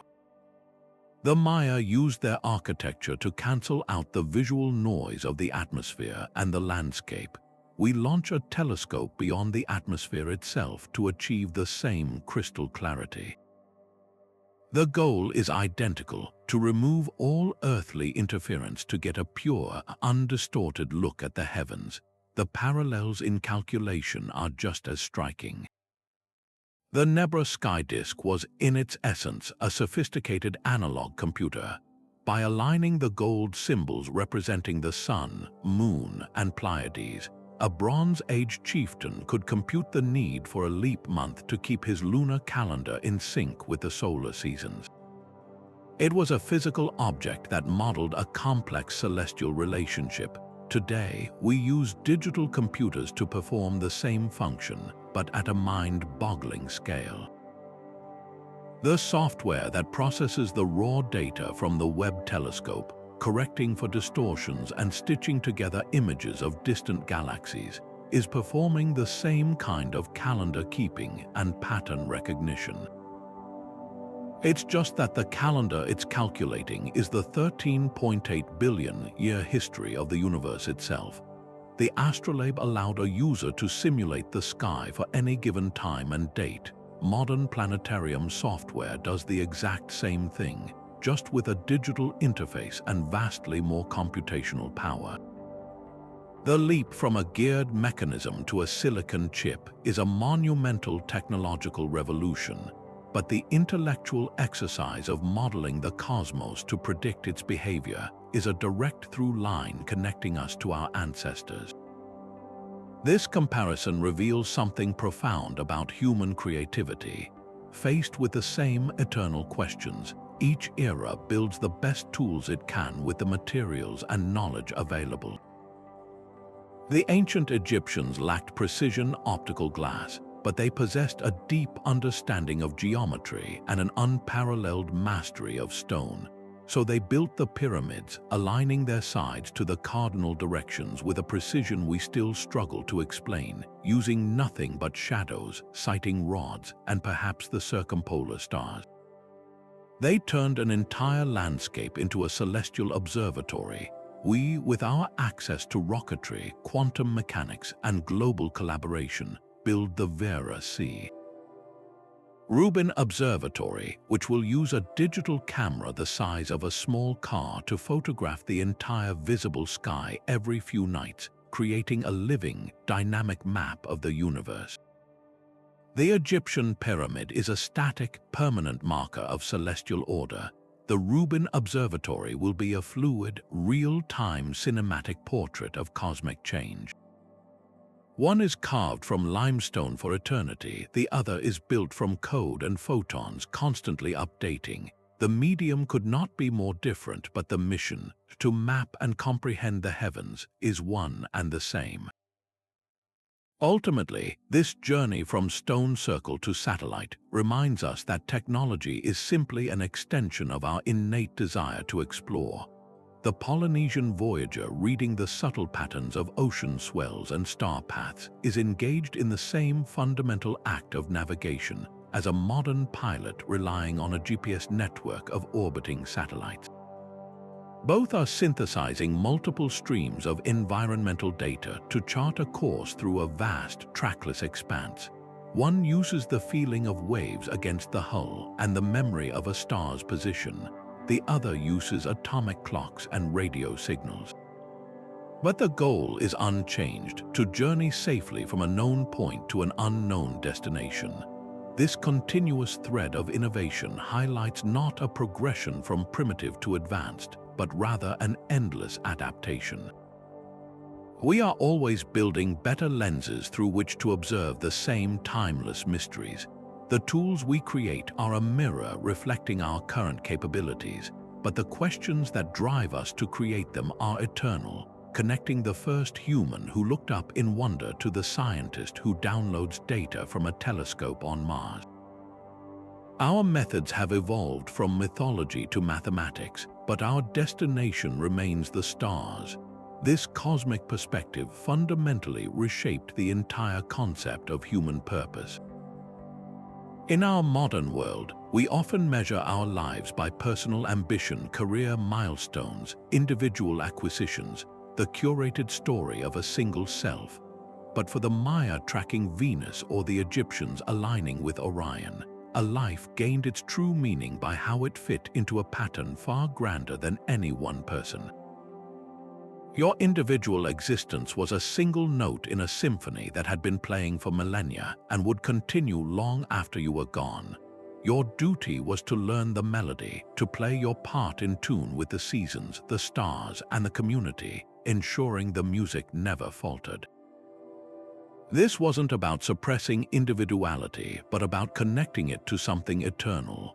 A farmer planting his maize at the precise time dictated by the sun's position wasn't just feeding his family, he was performing a vital act that sustained the cosmic order itself. His work echoed the actions of the gods in the mythic past, making him a co-creator in the ongoing project of existence. This world, you naturally cultivated a powerful sense of humility, a virtue that feels in short supply today. Gazing up at a sky utterly free of light pollution, seeing the Milky Way blaze in impossible detail, you were confronted with a visceral, undeniable truth of your own smallness. The universe was vast, ancient, and operated by laws far beyond any human king's decree. This wasn't a cause for despair, but for relief. It meant you were free from the crushing burden of being the center of everything. Your mistakes were manageable. Your role was to contribute, not to control. This humility was the fertile ground from which genuine community could grow.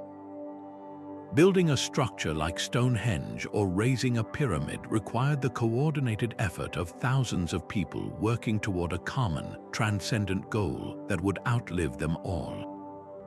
Your personal discomfort, your temporary labor, was insignificant compared to the creation of a legacy that would anchor your entire culture to the heavens for generations. This shared purpose forged powerful social bonds, creating a society where collective well-being was inherently more valuable than individual aggrandizement. Perhaps the most urgent lesson for us today lies in their model of environmental stewardship. These cultures did not see the natural world as a warehouse of resources to be exploited, but as a sacred, living partner in the cosmic dance. The sun wasn't just a ball of gas, it was a life-giving deity. The river wasn't just a source of water, it was the earthly echo of the celestial Milky Way. Because they saw themselves as participants within this system, not masters over it, their actions were guided by a principle of balance. The Inca engineered their terraces to prevent soil erosion not just for practical reasons, but because harming the earth was akin to harming a relative. Their astronomical precision in agriculture ensured they took only what the land could sustainably give, because to do otherwise would disrupt the delicate harmony they observed in the stars above. Their environmentalism wasn't a political stance or a luxury. It was a non-negotiable article of faith, a direct consequence of their cosmological understanding. Revisiting this ancient wisdom offers a profound corrective to the alienation and fragmentation of our modern age. Our climate crisis is at its core a crisis of relationship. We see ourselves as separate from nature, and we act accordingly with disastrous results. Our social isolation stems from a loss of shared narrative, a collective story that connects us to each other and to a larger purpose beyond consumerism. The ancient stargazers offer a different way of being. They show us that acknowledging our smallness is not a weakness, but a source of strength and connection. They demonstrate that a life oriented around sacred cycles and communal responsibility can be deeply fulfilling. By learning to read the sky again, not with telescopes but with a sense of awe, we might remember how to read our own place within a complex, interconnected web of life. The challenge they leave us with is not to abandon technology, but to realign it, to use our powerful tools not to dominate nature, but to rediscover our role within its grand, star-lit rhythm. Imagine a city that breathes with the rhythm of the seasons, where buildings are oriented not to arbitrary street grids but to the path of the sun, capturing its warmth in the winter and shading interiors from its harsh summer glare. This isn't a futuristic fantasy. It's a return to a foundational principle of design that ancient architects mastered millennia ago. As we grapple with the escalating crises of climate change and resource depletion, we are finally beginning to understand that the most advanced blueprint for a sustainable future might be waiting for us in the past. The genius of these ancient builders wasn't just in their celestial alignments for spiritual purposes. It was in their profound understanding of bioclimatic design, creating structures and communities that worked in seamless harmony with their local environment, not in opposition to it. This ancient wisdom offers a powerful, practical path forward, one that could drastically reduce our reliance on artificial heating, cooling, and lighting, simply by listening to the sun and the wind once more. This movement, often called passive solar design, is the modern application of a very old idea. Think of the Inca at Machu Picchu, positioning their windows so the low winter sun would pour into sacred spaces, providing natural warmth in the chilly mountain air. Today, architects are rediscovering these principles with sophisticated software that can model the sun's trajectory for any location on Earth at any time of year. By strategically placing windows, using thermal mass materials like stone or concrete to absorb and slowly release heat, and employing strategic shading from eaves or vegetation, a modern building can maintain a comfortable temperature year-round with a fraction of the energy used by a conventional structure. It's a shift from fighting nature with brute force technology to collaborating with it through intelligent design. The goal is no longer to build a sealed box that requires constant climate control, but to create a living, breathing structure that participates actively in its own heating and cooling, much like the ancient pueblos of the American Southwest. Beyond individual buildings, this holistic thinking is reshaping entire urban landscapes. The concept of the 15-minute city, where all essential services are within a short walk or bike ride, echoes the human-scale planning of ancient communities who built around central ceremonial sites. Urban planners are now looking to integrate green corridors, not just for recreation, but to facilitate natural cooling breezes and manage stormwater runoff, mimicking the natural water cycles that societies like the Khmer at Angkor Wat managed with their vast reservoir systems. These aren't just aesthetic choices, they are critical strategies for reducing the urban heat island effect, improving air quality, and creating more resilient communities in the face of extreme weather events. It's about designing cities that function like ecosystems where waste is minimized, resources are cycled, and human well-being is prioritized over the relentless flow of traffic. Perhaps one of the most beautiful and rapidly growing movements to reconnect with the cosmos is the push for dark sky preserves. For most of human history, the Milky Way was a brilliant, awe-inspiring presence in the nightly sky, a constant reminder of our place in a vast universe. Today, due to pervasive light pollution, a third of humanity can no longer see it. Dark sky initiatives are fighting to reclaim this lost heritage by implementing intelligent outdoor lighting that shields light downward, reduces glare, and uses warmer color temperatures that are less disruptive to both human circadian rhythms and nocturnal wildlife. These preserves are becoming sanctuaries not just for stars but for people. They are hubs for a new kind of tourism, where travelers seek out not just landmarks but profound experiences of wonder under a star-filled sky, rediscovering the same awe that inspired the builders of Stonehenge and the Great Pyramid. This isn't merely about nostalgia. It's about recognizing that our psychological and spiritual health is intrinsically linked to our connection with the natural world, including the cosmos above. The ultimate promise lies in a synthesis, a fusion of this recovered ancient wisdom with our most cutting-edge technology. We can use satellite imagery and geographic information systems to plan cities with the same reverence for landscape that the Chinese employed in Feng Shui. We can develop smart grids that distribute renewable energy with the same elegant efficiency that the Anasazi used to distribute water in a desert. We can create building materials that change their properties in response to the sun, much like the feathers of a bird, all guided by algorithms that are the digital descendants of the Nebra Sky Disk's celestial calculations. This isn't about rejecting progress. It's about redirecting it toward a wiser, more harmonious goal. By blending the enduring principles of the past with the transformative tools of the present, we have the potential to construct a future that is not only sustainable and efficient, but also spiritually fulfilling. A world where our technology doesn't isolate us from nature, but helps us rediscover our essential role within its magnificent, star-guided order. The best part is, you don't need to book a flight to Egypt or Peru to start seeing the world through the eyes of an ancient astronomer. This incredible legacy of celestial connection is all around us, waiting to be rediscovered in your own backyard. Start by looking up your local historical society or parks department.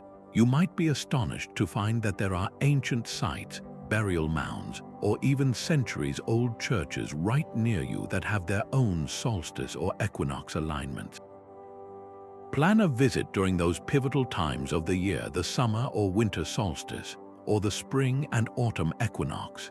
There's something truly magical about standing in a spot where people have gathered for hundreds, or even thousands, of years to witness the same celestial event. You're not just watching a beam of light hit a stone, you're participating in a timeless human ritual, sharing a moment of awe with countless generations who came before you.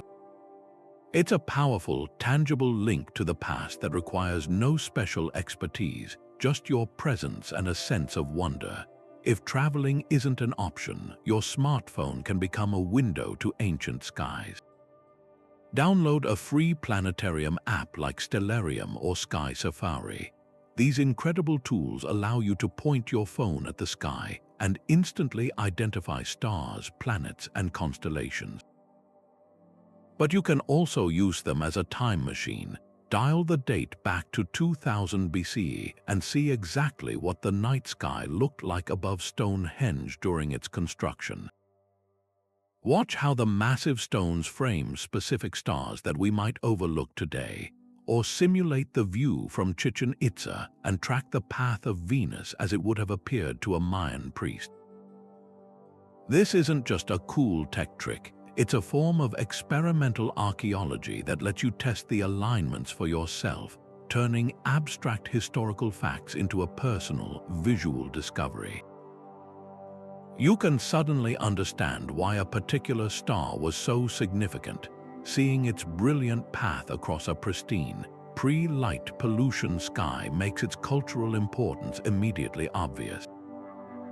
You can also bring this cosmic thinking into your own daily life. Look at your living space with the eyes of an ancient architect.